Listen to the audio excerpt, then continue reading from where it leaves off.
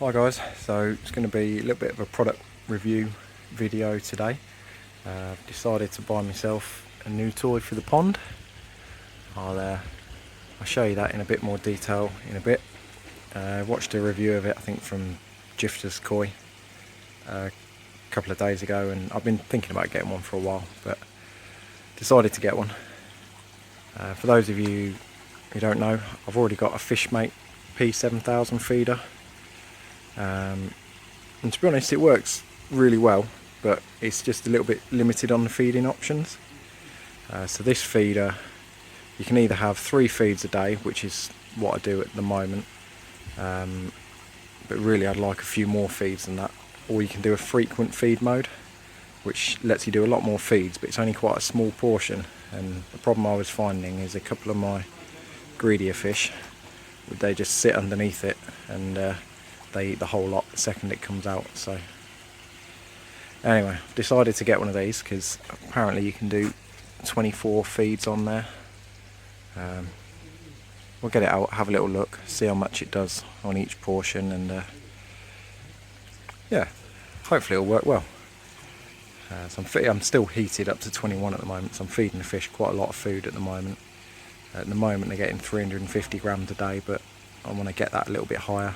So I'm only doing 3 feeds out of that, plus whatever I'm feeding by hand as well. So hopefully set this up on about 6 feeds, and then I'll hand feed them at least 3 times a day as well. So it's got a little guide of fish sizes to work out how much you should be feeding a day. I think it says in the instructions based on water temperature of 21 degrees, which is what I'm heated to.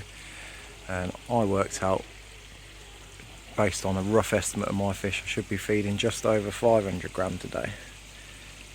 That's 2% of their body weight, so if I want to feed that, I'll have to up it a little bit.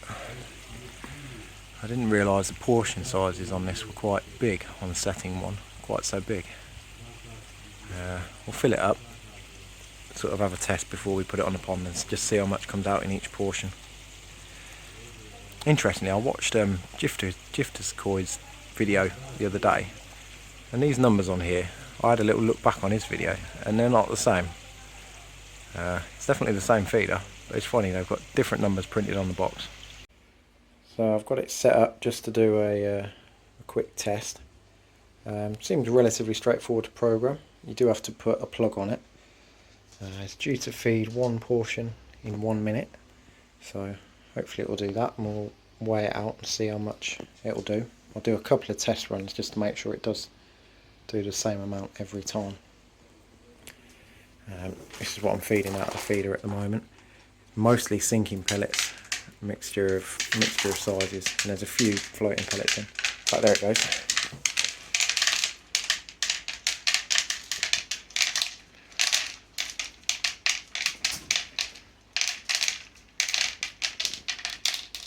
Need to drop them out quite slowly rather than just in one go.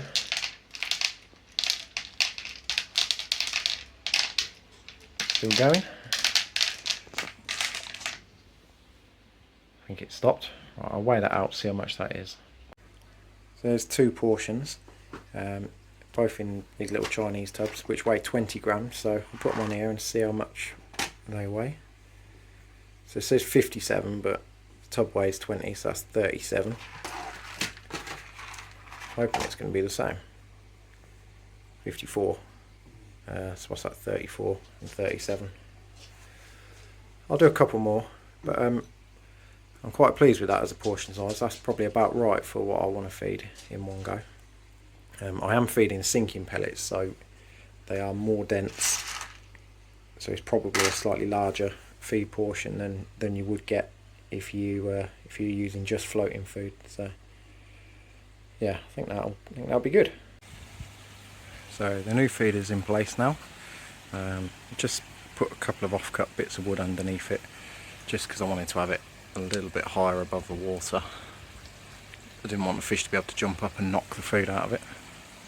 But it's on a really nice long cable, so I'm making a mess in my filter shed. Anyway, so the cable runs all the way around. So I've got the controller in here in the filter shed where I can access it sort of nice and easily. keeps it out of the way of the pond. Yeah, quite pleased with it so far. I'll get it all set up, and hopefully I'll video it feeding the fish. So I have seen a little bit of flashing on the fish in the last day or so. Not loads. We have had a lot of rain, so it might be to do with the pH, but I am going to do a couple of scrapes on a couple of fish, just because I haven't done any for a while since the last time I treated. I'm hoping there's going to be nothing on it, but I have seen, where is she, the Ochiba, not flashing, but sometimes kind of just hanging in the water a bit motionless, looking a bit odd. Obviously it's not doing it today, but pop it out and have a quick look. And I didn't scrape the 2 new fish when they came in.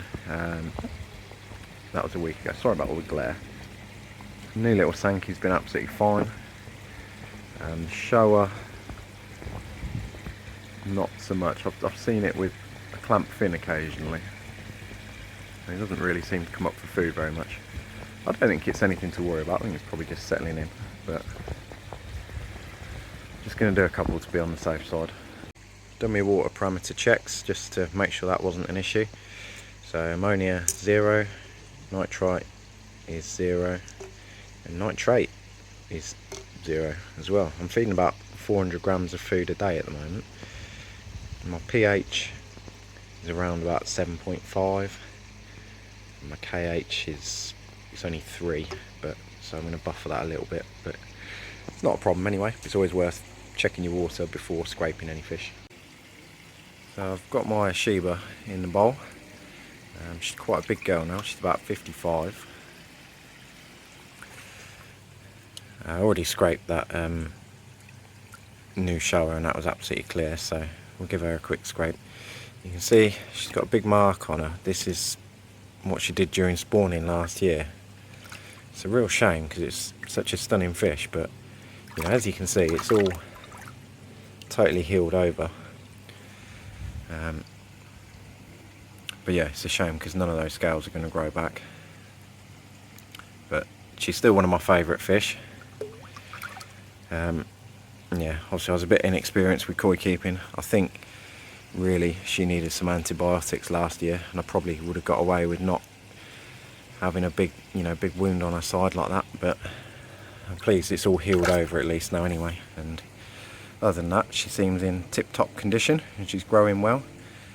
She's put on about 5 centimetres this year already. She's not as much as some of my others, but she's a bigger fish, and she has spawned this year as well. Anyway, I'll give her a quick scrape. So she's back in the water, and found the source of the issues. It is what I thought it was going to be. Found Costia on the Ochiba. I literally searched the whole slide, for ages, and I found one, and only one. But obviously with something like Costia, where there's one, there's going to be a lot more.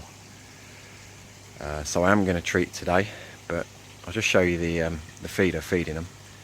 Anyway, before I do that, that's going to go off in a few seconds. But yeah, it's there's obviously some in there, but I think I've caught this really early because they're not stressed. There's nobody's clamping or looking unhappy.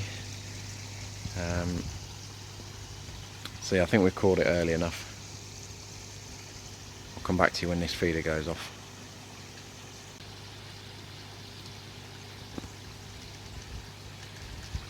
There you go, feeder's dropping some food in for him. You see the Ochiba, she was in the bowl about 10 minutes ago. That's how tame she is. She don't care about being netted or anything. She was in the bowl a few minutes ago, and yeah, she's right in getting that food. I really like this feeder because it drops it in a little bit more slowly, and it stops them sitting, and because it drops them in a circle round it, it kind of stops them sitting directly under it and catching it all. Most of what went in is sinking food. You can see most of them have gone down to the bottom, but then a bit of it's floating. yeah, really impressed with this feeder. It's been up and running 3 or 4 days now, and yeah, seems to be spot on. It's feeding around about 38 grams per feed, and I'm doing 5 feeds with it at the moment, plus I'm hand feeding them about 150, 160 grams, something like that as well. It might be a bit more than that, I can't remember. But yeah, I was hoping I was going to up the feed a little bit more, but obviously we're going to have to treat them now, so might have to reduce it a little bit while we treat them, because no doubt that will knock the filters back a little bit. I'm not going to show you treating them, you've seen it from me a million times before anyway, but you know, I'll probably end this video here. Thanks for watching anyway, guys. I'll update you in a week or so with how the fish are getting on. And if anybody does want any more of that koi food, the link's still in the description below. There isn't many bags of growth food yet, and what's on there is going to be all that's there for this season now. So if you do want any of that, let me know. I'll look at doing it again next season, but I've had sort of the prices of my couriers going up, so I think next season I'm going to have to order it in much bigger quantities just to make it sort of worthwhile doing. So for the rest of this year, there's not going to be any more growth food, so if you want the last couple of bags, make sure you get on there and grab that.